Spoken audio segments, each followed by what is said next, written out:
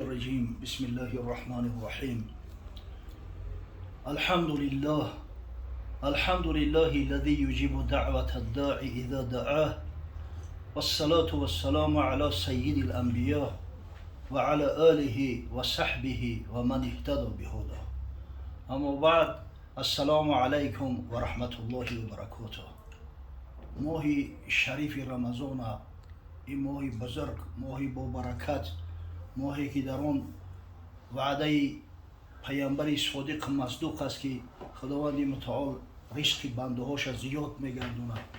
ماهی برکت و نصرت، ماهی آمرزش گناه ها را برای برادرانی که در این محفل خیر شرکت دارند و مجموعاً از برای جمیع مسلمانای دیارمان تبریک و تهنیت میگویم و از درگاه خداوند متعال مسئلت آن را دارم که پروردگاری بزرگ فیض و فتوحات و برکات شد در این منزل، در این محله، در این شهر دیار، در این سرزمین نازنین پیوسته نازل سازد و خداوند از فیض و فتوحات این ماه بزرگ ما را برخوردار و بانصیب بگرداند.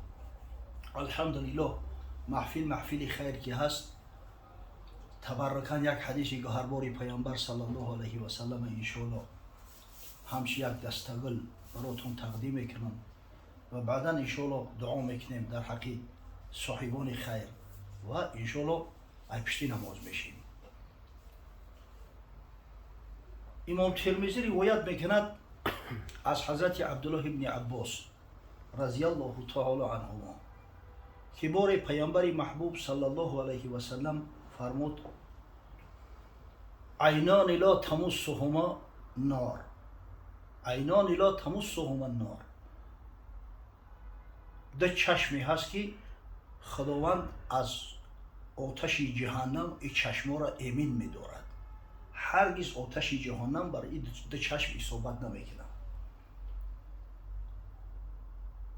عین بکت من خشیت الله، اولش چشمی که به خاطر الله آبی دیده می‌کند، به خاطر الله گریه می‌کند. و عین باتت تحرس فی سبیل الله، و دوم چشمی که بیدار است به خاطر حفاظت، به خاطر نگهبانی بندگان الله، به خاطر نگهبانی ملک سرزمینشون. همین دو چشم نزد پروردگار بسیار قدر و منزلت زیاد دارند. الله ذوالجلال صاحبای همین چشم را به نهایت دوست می‌دارد و در نزد الله گرامی قدر محسوب می‌شوند. ببینید حضرت صلی الله علیه و سلم بشارت داد، گفت: عین بکت فی سبیل الله لا تمسها النار. چشمی که به خاطر الله اگر گریسته باشه آتش جهنم براش حرام است. خشا به حال مرد مسلمانی که به یاد خدا، به عشق الله، از خوف الله آبی دیده میکنه، انشاءالله این آبی دیدش از گوهر دیده نزد پروردگار قیمت بهاتر است، اجر مرتبهش بالاتر است. اگر در داخل نماز شخص به خاطر الله اگر آبی دیده کنه، به خاطر رحمت الله یا از خوف و ترس الله، انشاءالله اون نماز رونق میگیره، برکت میگیره. ببینید اگر برای کاری دنیا گریه کنی، برای رنجی بدنت گریه کنی، نماز فاسد میشود. اما وقتی که به خاطر الله شخصی اگر آبی دیده کرد، این نزد پروردگار رحمت است، نمازش رونق مییابد. حضرت مولوی روم در مثنوی شریف قصه میکند، میفرماید که آن یکی پرسید از مفتی براز، گر کسی گرید به نوحه در نماز، آن نمازی او عجب باطل شود یا نمازش جایز و کامل بود.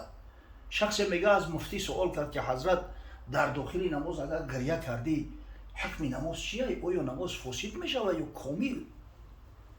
گفت: آبی دیده نامش بهر چیست؟ بینگری تا که چی دید او گریست. او برای چه آبی دیدش میگن؟ اول شما نگاه کنید که به خاطر چی گریه میکنه. آن جهان گردیده از تان پر نیاز، رونق یابد ز نوحه آن نماز. اگر گریهش به خاطر الله باشه، انشاءالله اون نماز رونق مییابد، بهره‌ور میشود. ور ز رنج تن بدان گریه و ز سوگ، ریسمان بشکسته هم بگسست دوگ. نه که اگر به خاطر رنج بدن باشه یا به خاطر همین متعب و مصیبت دنیاش باشه، هم بند میکنه و هم دوگ میشکنه، یعنی نماز ای تحریمش باطل میشوه، نماز باید ای سری نو اعاده کنه. اما وقتی که به خاطر الله شخص گریه میکنه حتی نماز رونق میگیره. خشم به حال شخصی که وقتی همین جنایات و گناهایی را که در حیات کرده است پیش نظر میاره و در خلوت آب دیده میکنه، عذر خواهی میکنه پیش پروردگار، به خدا قسم خدا را خوش میآید. امام غزالی روایت میکنه در احیاء العلوم که دو نفر از فقهای بزرگ مدینه، سلیمان ابن یسار و محمد ابن واسع رحمهم الله، باره میگه همراه در سفر بودن، در یک منزل میگه یک خیمچه زدند به خاطر شب روز کردن. اگه مسافرم نیاز به خوراک داره کو، ترددی تمام کلید اپی شروع کردن. محمد ابن واسع به خاطر هضم جمع کنی رفت که پشت در گشته است هضم جمع میکنه و سلیمان ابن یسار برای طعام که همو لوازمات چه آماده داره. قدرت خدا در همون نزدیکی یک قبیله زندگی میکرده است. زنی همون رئیس قبیله به حد یک زنی صاحب جمال. این سلیمان ابن یسار را میبینه عاشق زار میشود، به حد صاحب جمال بود. سلیمان ابن یسار را زیبای مدینه میگفتی، به نهایت صاحب جمال بود. تو به حدی که دیگه خشک کنترل کرده نمیتونه، نزد همین سلیمان ابن یسار میآید و خشک معرفی میکنه، حتی پیشنهاد میکنه که من آماده هستم که قطعی همیشه همخوابگی کنم. این حضرت در همین جاش میشینه و چنان با علم گریه میکنه که اوزانه اگه قنیگه میکنه میگه این دیوانه، این سالیم هست، این نیست، میبینه میره و این گریشته است در همون جاش. محمد ابن واسع بعد چند میگه اما هزمو در تای کشش میآید، اما نگاه میکنه که رفیقش گریشته است، نمیاد در برش میشنه. ای بچه چی در دوری؟ چی رسیده ای؟ کو گپ زن؟ همونطور حق در بند دیلش اشتگی ای. بعد گفت برادر گفت نمیدونم ایمن چی کمبودی سر زده است که الله عزوجل به حد امتحانی سخت گرفت، ترسیدم. ها چی گپ شی؟ گفت نمیخه یک زنی صاحب جمال اومد خچا نزدم مثلا پیشکش کرد، به حد ترسیدم. او وقتی که دو نفر تنها میمونه سیمش شیطان است و همین ترسا شیشتم در جامو گریشتم، اینا توز را به خود اومدم. این محمد ابن واسع هم کریه نمیبرد و در برش زور مولد را با گفت ترا چی دردت رسیده؟ تو چی گریه میکنی؟ گفت میترسم که اگر در جای تو من میشیدم خود من کنترل کردن نمیتونستم، برای همین گریشته استم. این ربی همین بزرگای خدا هر کس به جای رسیده است، همین گریه های شب و ناله های سحر رسیدگی های خدا رحمتش کنه. خواجه حافظ میگفت با نوحی نیمه شبی کوش و گریه سحری و آهی نیمه شبی کوش و گریه سحری، دوستای خدا مرتبه و منزله چونه به همین میوبن. آخی پیغمبر صلی الله علیه و سلم گفت حرم الله علیه نارا، کسی به خاطر الله اگر آب دیدش جاری شد خدای تعالی آتش جهنم بر بدنش حرام میگردونه. حضرت مولوی روم در دیوان کبیر شمس قصه شعیب علیه السلام میکنه، ولی زمانایی که با پیغمبری مبعوث نشده است. حضرت میگه بانگ شعیب ناله اش و اشکی همچون ژاله اش، چون شد زحت از آسمان آمد سحرگاهش ندا، گر مجرمی بخشیدمت از جرم آمرزیدمت، فردوس خواهی دادمت خاموش رها کن این دعا. یک سحر میگه در گوشش آواز اومد ای مردکی خوب گناهگار باشی همه گناهات پاک این بخشیدم، اگر در طلب جنت باشی همون فردوس دادمت، بس یکی دیگه گریه نکن. گفت نه این خواهم نه آن، دیدار حق خواهم عیان، گر هفت شهر آتش شود من در، گر هفت بحر آتش شود من در روم بحری لقا. گفت به خدا قسم نه در فکر جنت من نه ترس دوزخ دارم، فقط دیدار پروردگار من انتظارم، با امید دیدار الله هم. اگر همین هفت اقیانوس همه به آتش مبدل شود و پروردگار متعال اگر بشارت دیدار شود هم به یگان اندیشه خود در بحر می اندازم و رانده آن منظرم بسته است از او چشمی ترم، من در جحیم اولاترم جنت نشاید بر مرا. نه که اگر رانده منظر الله باشم خدای تعالی از جمال به مثالش که برای محروم کرده باشه همون جحیم برای مرا اولاتره، هم قاری طبقه پایانی دوزخ برای مرا میگه اولاتره. در جنت چیکار میکنم؟ جنت مرا به روی او هم دوزخ است و هم عدو. من سوختم زین رنگ بو کوفر را ایوانی بقا.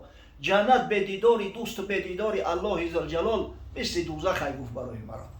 ببینید پروردگار متعال همین اوبای دیده شدید، تضرعا شدید، همین را به پیامبری برگزیده است. یک پیامبری الله در میان بندگانش حساب می شود. پس چشمی که به خاطر الله او دیده میکنه نزد پروردگار بسیار قدر و منزلتش بلنده. و دوم طایفه که مرتبه و منزلتش همچنین بلند است، خداوند قدردانیشان میکنه و دوستشان میداره. چشمانی همون جوان مردایی که خدمت وطن میکنن، در پست ایستادگیان، به خاطر دفاع از مرز و بوم خودشون، به خاطر دفاع از زن و فرزند خودشون، به خاطر دفاع از ناموس ملت خودشون شب نمیگن، روز نمیگن، در خدمت مردمان. و خدا قسم این چشم و پیش پروردگار مرتبه بی‌نهایت بلند دارن. اصلا همه خلق به همین سربازای خودش افتخار دارن، باید افتخار هم کنن. آرامی ما، سربلندی ما، عزت ما ای حساب همون شب بیدار خوبی های همون های ای حسابی محافظتی اونم مردک های. برای هم دویم در حقشون باید دعای خیر کنه. الحمدلله مردم ما نسبت همه جوانا، نسبت سربازا یک محبت خاصه دارن. من یاد دارم در همون زمانایی که استودنت بودیم در دوره‌های شوروی، سالی والله اعلم 1985 بود. وین ازبار میگذاشتیم. این کسایی که در وین کافدرا میخونن برای اون که بعد عنوان بگیرن، عنوان حربی باید وین ازبار بگذارن. همین وین ازباری ما در کلوب گذاشت. در شهر کلوب یک چست بود، یک پولک بود، پولک کادری رو بودی. همین دانشگاه ملی عادتا اونیورسیته دولتی میگفتن وقت در همونجا گذاشتن، زبورش رو در همونجا میگذاشتن. همین وقتی که صف گرفتگی در تنم هم لباسای حربی، لباسای سربازی می‌برمادیم در کوچک و قسم به الله همین مردم میومدن در کیسه و قنفید میدوختن، قروت مو میوردن. همین یک وقت اندک میشیشتیم که سطیل چلو میوردن، تویستون بدوخی چیله تویستون. همین مردم به درجه محبت داشتن. اما محبت باید باشه که شخصی که محافظت میکنه باید دوستش بداری، احترامش کنی، دائم در حقش دعای خیر کنی. یک جوانمرد یادم است 10 سومم داد در همونجا، در همون کلو. 3 نفر ما 3 رفیق بودیم، چند روز پای در پای همون بوفت چسب میرفتیم خوردنی و 10 سومی شویدیم قدر داشت که به هر حال یعنی یکنه. برای همین تو جای امکان داره باید دستگیریشون کنیم. اوی که نیازمند هستن، جوانمردایی که امکان شرایط دارن، خبر دارن. اوکی الحمدلله اگر محله که سربازا گرفتن تو میدونی که کم کم دستگیری کنی. اگر اهل خاندانشون باور کنیم به خدا قسم موردی خوشایند پروردگار قرار میگیریم.